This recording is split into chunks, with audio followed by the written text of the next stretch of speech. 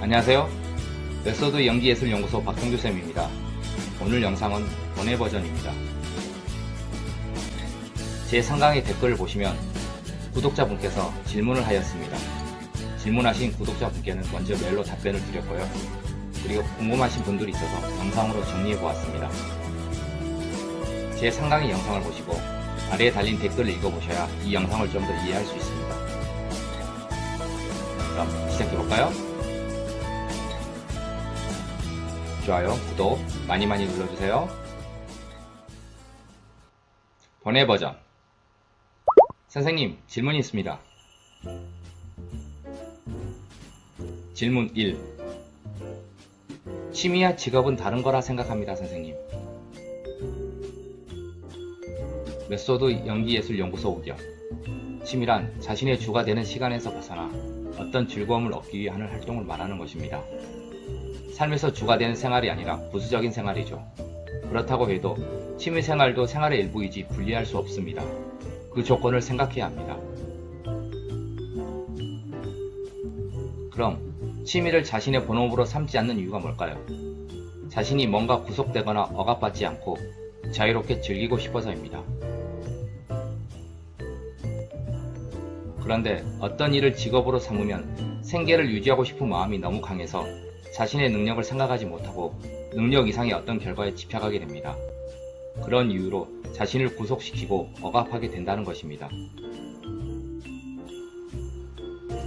한 달 혹은 1년을 배우고 연기에 대해서 전혀 모르겠다고 자신에게 실망하거나 배우로 직업을 가지겠다고 했지만 연기에 투자한 시간은 미비하고 당장 생계를 위해 투자한 시간은 더 많으면서 연기적 발전이 없다고 불평하고 실망하는 사람들 또한 자신을 직시하지 못하고 이상의 것을 기대합니다.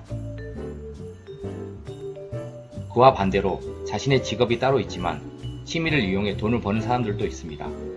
생계 유지라는 것만 생각하면 취미와 직업은 큰 차이점이 없습니다. 하지만 자신의 능력을 인정하고 받아들이면서 그 일을 하느냐 그렇지 못하느냐가 문제입니다. 즐기면서 해라. 이 말을 오해해서는 안됩니다. 처음부터 끝까지 계속 재미있게 행복하게 하라는 것이 아닙니다. 즐길 수 있다는 것은 자신의 상태를 인정하고 받아들이면서 어떤 일을 하라는 의미입니다. 고통과 고민이 없는 상태를 말하는 것은 절대 아닙니다. 질문 2. 영상에서 말씀하신 내용은 우리가 취미생활을 할 때 그렇게 느낄 수 있죠. 취미생활은 돈을 벌지 않아도 되는 활동이니까요. 하지만 직업으로 접근하면 얘기가 달라지죠. 직업의 사전적 정의는 이렇습니다. 네이버에서 직업이란 단어를 치면 이렇게 나옵니다. 생계를 유지하기 위하여 자신의 작성과 능력에 따라 일정 기간 동안 계속 종사하는 일이라고요. 메소드 연기예술소 의견. 취미로 어느 정도 생계를 유지하는 사람들도 있습니다. 그러면서 본업으로 가는 분들도 있고요. 취미라는 것이 돈을 벌면 안 된다는 정의는 없습니다. 그런데 다음의 문장을 보면 자신의 적성과 능력에 따라 라는 문장이 있습니다. 직업이란 자신의 적성과 능력에 따라 그 일에 종사하는 것입니다. 그렇지 않으면 직업이든 취미든 스트레스를 받습니다. 그래서 취미도 자신의 직업으로 삼을 수 있습니다. 자신의 적성과 능력에 따라 보수를 받고 인정을 받으면 됩니다. 그러나 그 이상의 보상을 받고 싶은 마음이 크기에 스트레스를 받는 것입니다. 정리하자면 단지 생계 유지 때문에 스트레스와 억압을 받기보다는 능력을 전혀 고려하지 않고 결과에 집착한다는 것이 주의 문제점이라고 생각합니다.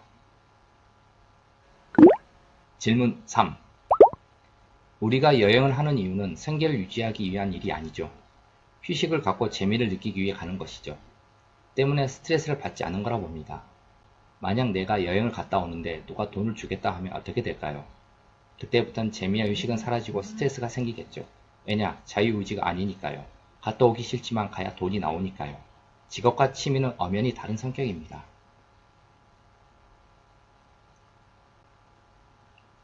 메소드 연기예술연구소 의견. 여행을 하는 이유는 일상생활을 원활하게 위한 일종의 휴식이죠. 학교에서 소풍이나 수학여행도 수업의 연장이라고 말을 하듯 여행도 일상의 연장입니다. 그런데 자꾸 이 둘을 분리시키는 경향이 있습니다. 대부분 잠시 동안 일상의 모든 것을 잊고 여행을 하려고 합니다. 그래서 여행에서 돌아오면 일상으로 돌아가기 싫죠. 여행할 때 일상을 잃어버린다는 것은 일상에 더욱 얽매인다는 것과 똑같은 것이고, 나쁜 기억을 잃어버린다는 것은 기쁜 기억조차도 잃어버린다는 것입니다. 여행이라는 것은 일상에서의 원활한 삶을 위한 연장선상이지 전혀 다른 삶이 아닙니다. 여행은 원활한 생계를 유지하기 위한 하나의 방법입니다. 여행과 일상을 따로 구분할 필요는 없습니다. 구분 지으면 지을수록 일상과 여행은 괴리감이 느껴질 것입니다. 여행을 갔다 오면 누가 돈을 주겠다는데 왜 신나고 재미나지 않죠? 질문의 정확한 의도를 파악하기 어렵지만 여행을 갔다 오면 거기에 대한 보상을 해준다는데 왜 재미가 없는 것일까요? 재미가 없으려면 달성하기 어려운 조건을 걸어야 합니다. 갔다 오기 싫지만 가야 돈이 나오니까요. 그것은 자신의 적성과 능력을 생각하지 않고 오직 돈을 벌기 위해 가기 때문입니다. 직업이든 취미든 자신의 적성과 능력에 맞게 움직이면 됩니다. 그 조건을 무시하면 안 됩니다. 질문 4. 선생님께 배우는 목적이 취미인 사람에게는 연기를 잘하려고 결과를 내려고 굳이 노력하지 않아도 되겠죠. 먹고 살만한 일이니까요. 취미로 하는 것이기 때문에 내가 결과가 나오든 안 나오든 그냥 재미있으면 하는 거고 재미없으면 안 해도 되는 거죠. 하지만 배우를 업으로 하려는 사람은 배우라는 직업을 선택할 때 과연 결과에 집착하지 않을 수 있을까요?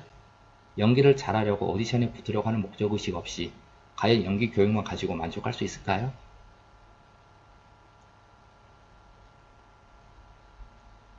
에피소드 의견. 연기를 잘하려고 노력할 필요는 없습니다.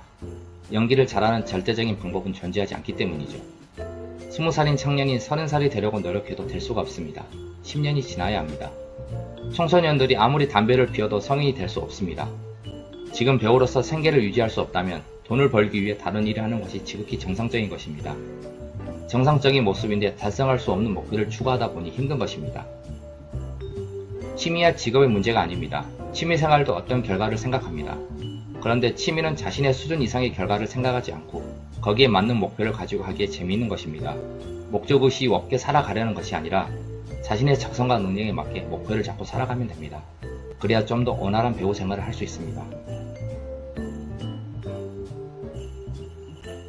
그리고 예술을 직업으로 선택한 사람들은 경제적인 문제를 1순위로 하지 않고 그 외적인 것을 1순위로 두고 살아가겠습니다 라고 명세하고 선언한 사람들입니다. 그런 목표가 아니라면 한 달에 한 번씩 월급받는 직업을 택하면 됩니다. 배우는 월급받는 직업이 아닙니다. 예술은 생계유지 수단이 다른 직업과 완전히 다릅니다. 비교 대상이 될 수 없습니다. 예술적으로 탁월한 능력이 있다면 월급 받는 사람들보다 훨씬 그 이상 벌 수 있습니다. 능력을 발전시키다 보면 경제적인 문제는 해결될 수 있습니다. 어떤 고민과 고통 그리고 좌절 없이 재미있고 행복하게 연기를 하자는 것이 아닙니다. 적어도 배우가 고통받지 않아도 될 것들을 최소화시켜 보자는 것이죠. 그래야 힘들고 어려운 순간들을 극복해 나갈 수 있습니다. 그리고 직업이라는 것이 돈을 벌기 위해 혹은 명예를 갖기 위해 하나의 수단으로 전락하고 말았습니다. 하지만 산업혁명 이전의 사람들은 직업에 대해 어떻게 정의 내렸을까요? 직업이란 부르다라는 뜻을 지닌 라틴어에서 유래되었습니다.